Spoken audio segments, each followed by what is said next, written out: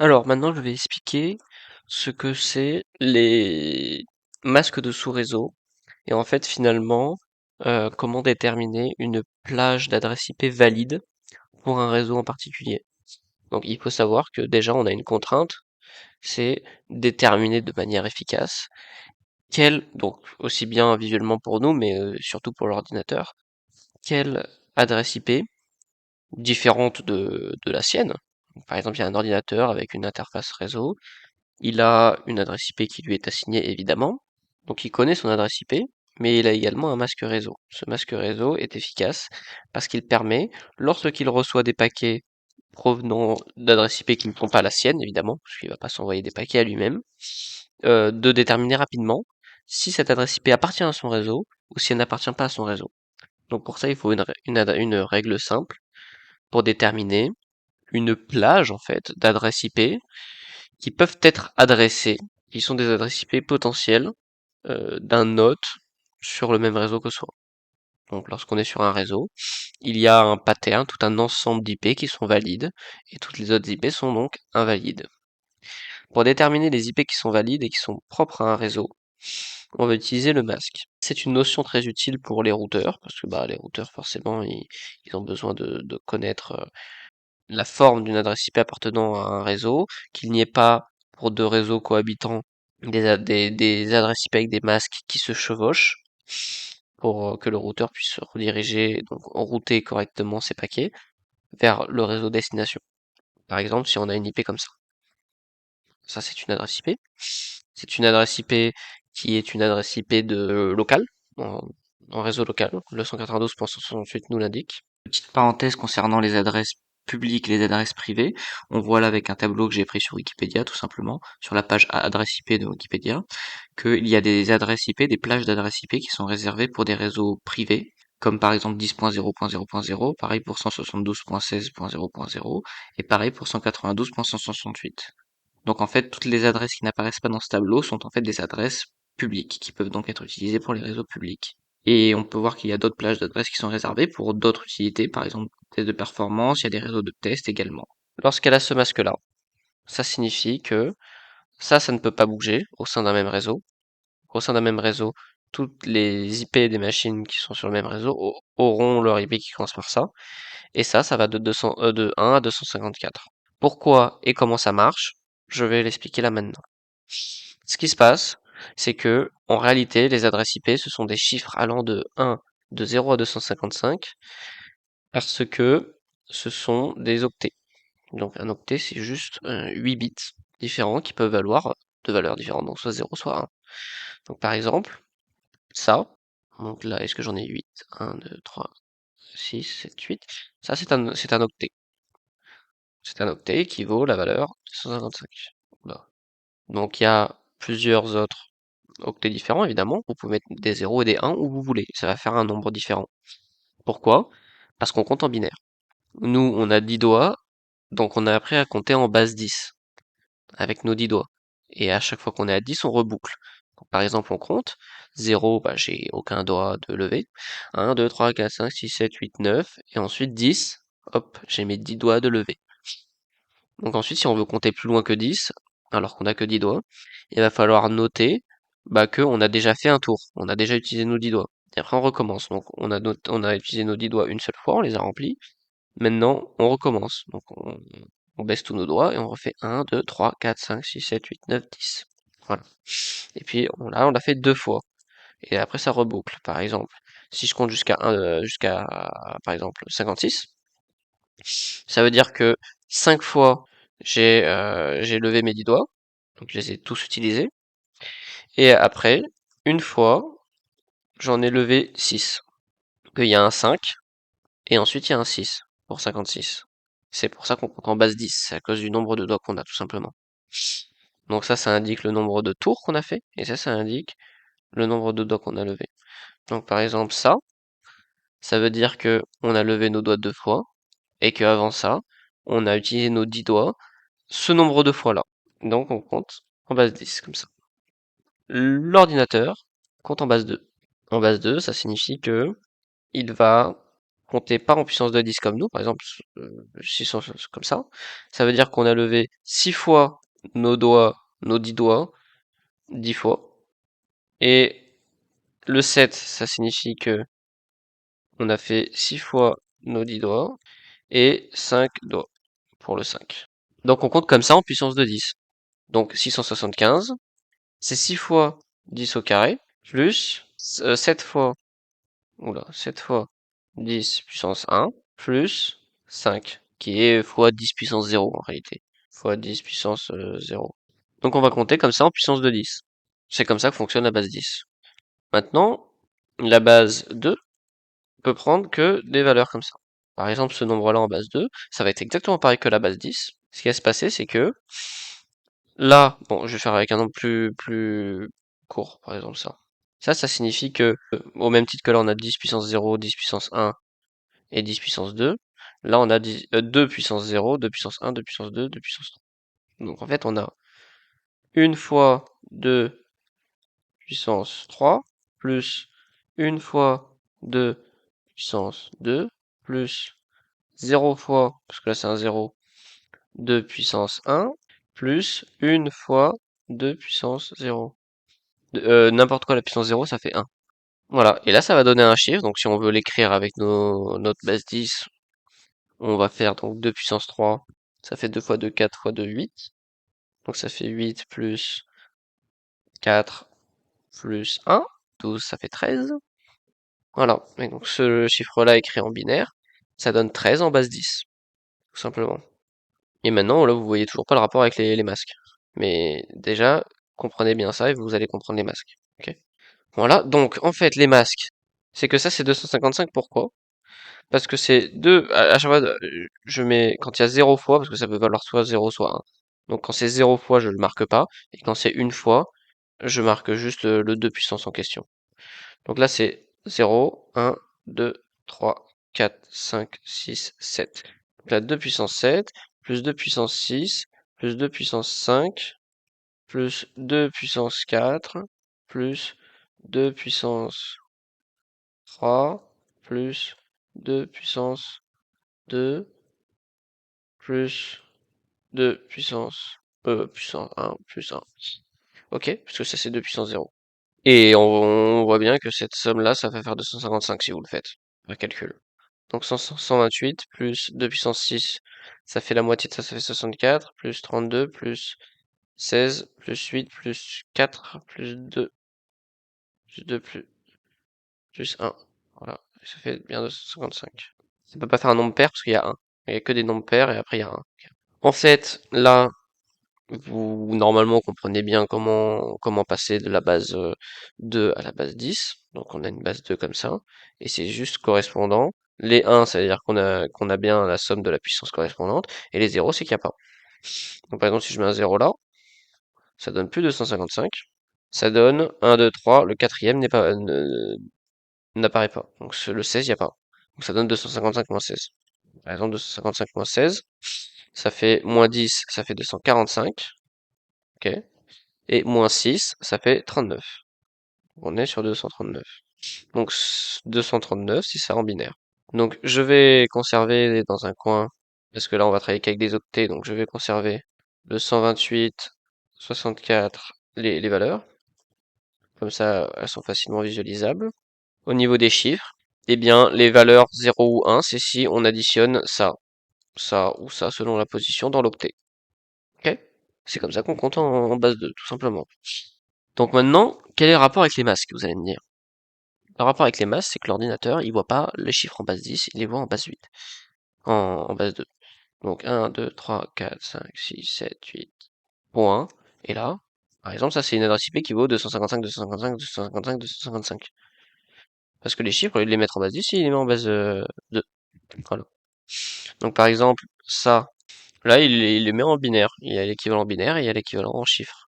Donc, en fait, il nous dit que 192.68.0.1, ici, en binaire, c'est ça. Ok? Donc ça, en binaire, c'est ça. Voilà. Donc ça veut dire que là, il y a 0. Effectivement, 0, c'est bien ça. 1, effectivement, c'est ça. Donc il y a toutes les puissances là qui valent 0 sauf le 1. Et après, bon, là, ils font leur vie. 168, c'est ça. Ok. C'est ça. Pardon, c'est ça, ça et ça. Donc si on fait 128, 32 et 8, ça fait sûrement 168. Et là, c'est les deux là. Donc 192, c'est ça plus ça. L'ordinateur, lui, ne voit pas ça, il voit ça. Le masque, je vous ai dit dans la vidéo sur la configuration réseau qu'on peut le voir comme un degré de liberté. Ok, et ben c'est exactement ça. Le masque réseau, là, ça va être ça. 255, ça va être ça avec que des zéros là, boum, en dernier. Voilà, ça c'est la représentation binaire, effectivement. Vous pouvez le constater, hein, que des 1 c'est bien 255, et le 0 c'est bien 0. En fait, le masque, ça va être que des 1 et ensuite que des 0. C'est tout le temps comme ça le masque. Et en gros, ça va déterminer les degrés de liberté. Un 1, ça veut dire que on peut pas changer la valeur pour former une adresse IP. Par exemple, on a une adresse IP d'un node qui est sur le réseau, c'est ça. Ok, c'est 192.168.0.1.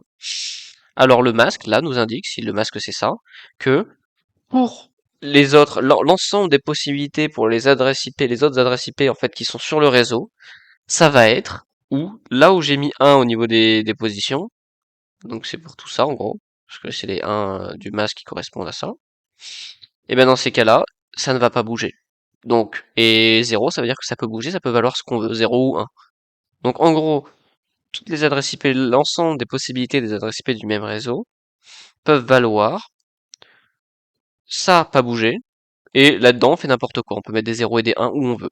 Et puis ça va former une adresse IP.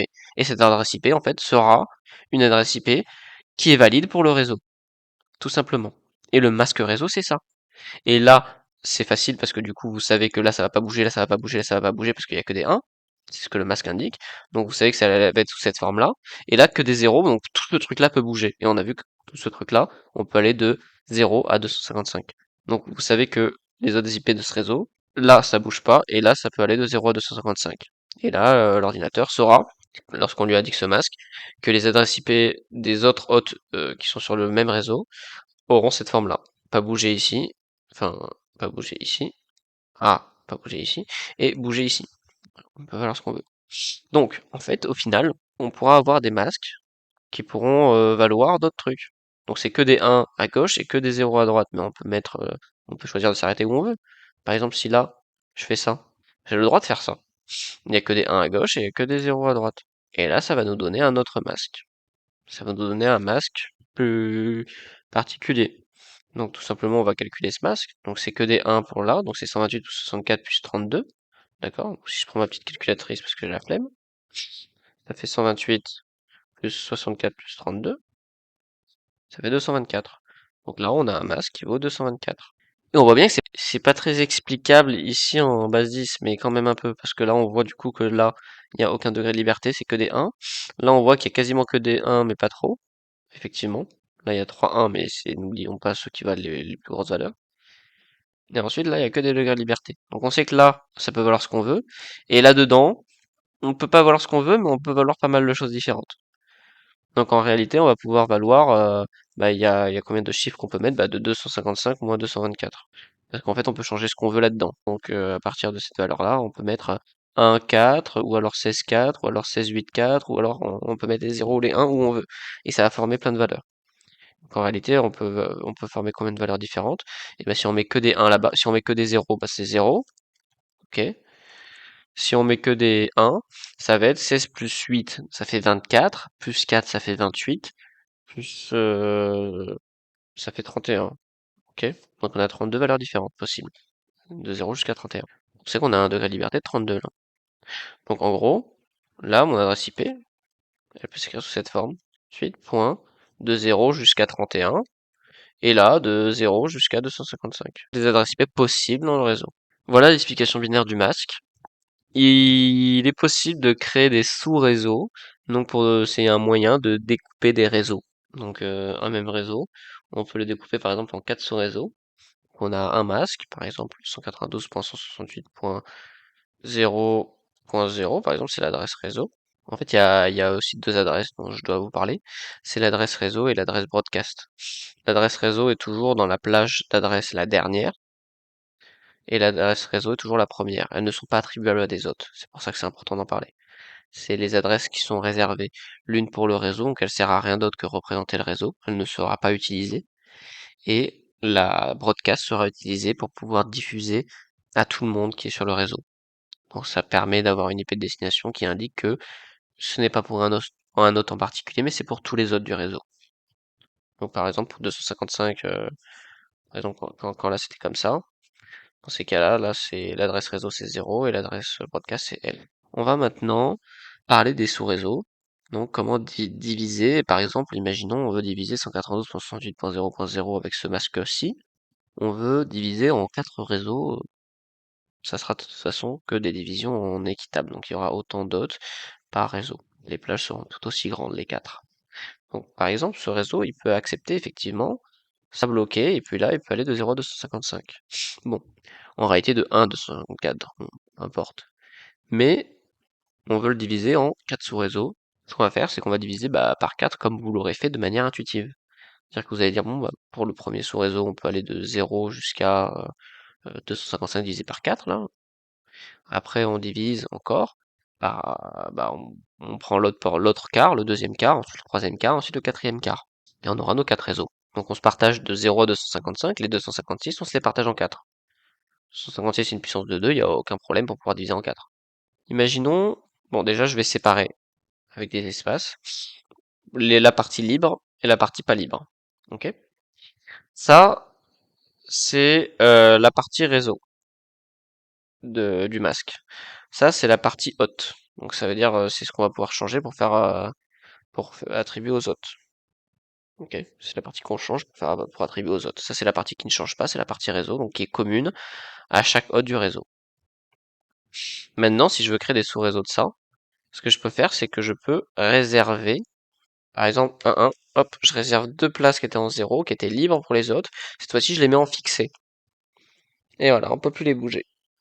Donc en fait, ce qu'on va faire, c'est que pour chacun des sous-réseaux, eh ben, on va pouvoir appliquer à ces deux valeurs-là des valeurs différentes. Et ces valeurs-là différentes vont pas pouvoir bouger. Donc par exemple, si je mets 0,1, cette partie 0,1, donc si j'aligne avec ça, cette partie 0,1 ne va pas pouvoir bouger parce que le masque dit que c'est en 1,1 maintenant. Donc on va pas pouvoir les faire bouger. Donc tout ce qui va pouvoir varier dans ce sous-réseau, c'est ça. C'est cette valeur-là. Voilà, c'est cette valeur-là qui va pouvoir varier. Donc on met des 1 et des 0 où on veut, et puis ça fera des nouveaux nombres, et ça fera des nouvelles IP. Voilà. Mais comme le masque indique maintenant 1 ici, eh ben on pourra pas bouger cette valeur-là. Et on a bien vu que moi, là, j'ai pas pris deux cases au hasard, 2 bits. En fait, j'ai pris 2 bits parce que ça fait 4 sous-réseaux. Parce qu'en effet, on peut mettre 0,1, on peut mettre 1,0, on peut mettre 0,0, ou on peut mettre 1,1. Et ça pourra pas bouger au sein du sous-réseau. Donc là, on a 4 sous-réseaux possibles.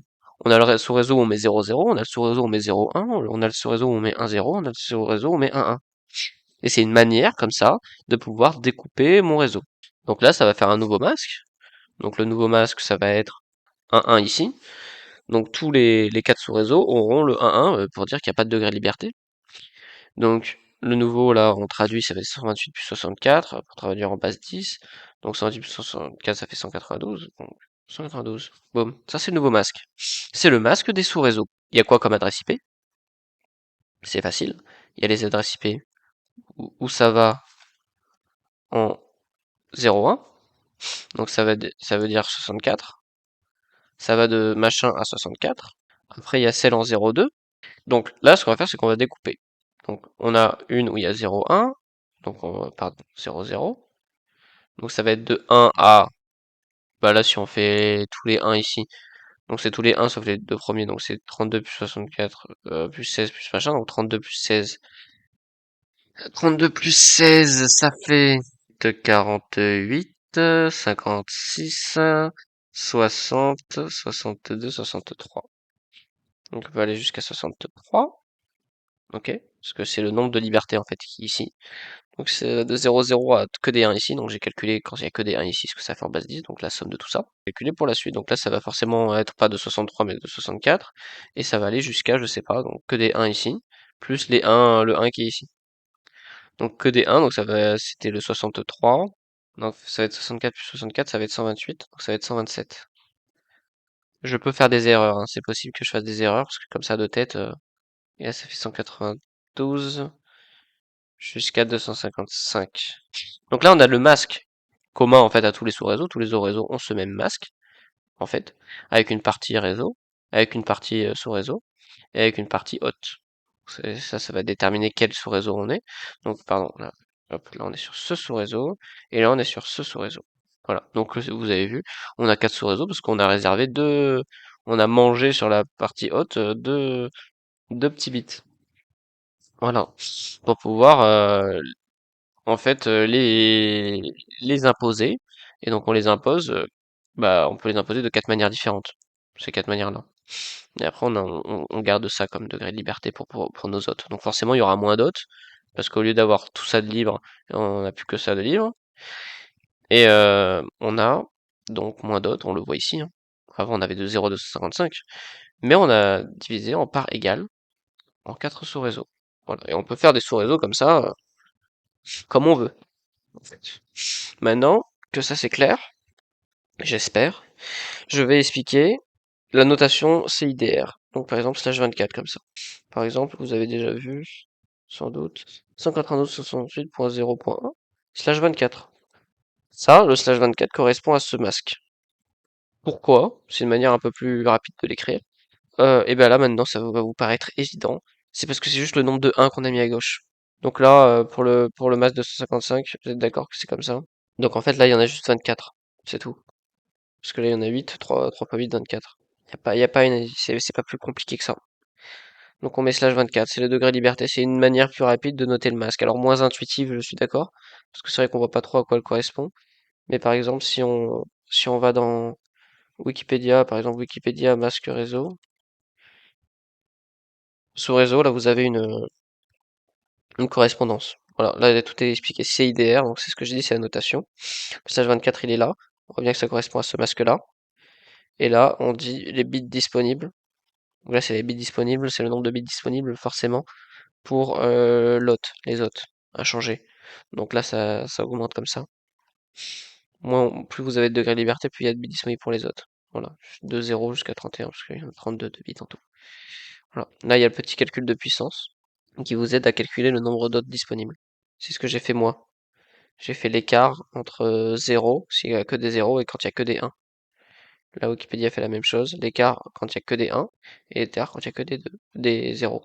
Enfin non, quand il y a que des 0, c'est 0, mais il met quand même moins 2 parce qu'en fait il soustrait l'IP de réseau, donc la première, et la dernière qui est l'IP de broadcast. Parce qu'en fait il veut le nombre d'hôtes disponibles, d'IP d'hôtes disponibles.